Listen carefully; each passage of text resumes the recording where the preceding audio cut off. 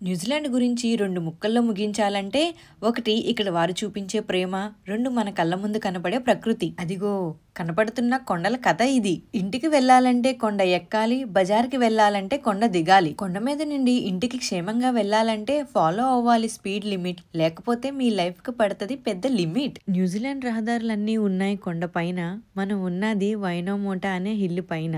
Horn వేయకూడదు, పొరపాటు చేయకూడదు. స్పీడ్ తగ్గాలంటే పక్కన వాళ్ళకి దారి ఇవ్వాలి, లేదంటే మనం వెళ్లే దారిలో స్పీడ్ పెంచాలి. ఇంతకీ ఇక్కడ ఏం ఉంది?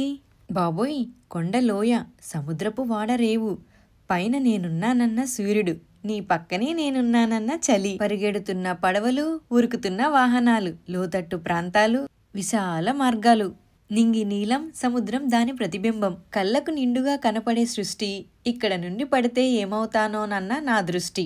ఎటు చూసినా చెట్లు, చూడకపోతే ఇక్కట్లు. ఇదంతా మాకెందుకన్నా మీ భావన, వీడియో చూస్తే బాగుండు అన్న నా మనోభావన. కాస్త విను, కాస్త చూడు, కుదిరితే క్లుప్తంగా కమెంట్ ఇవ్వు.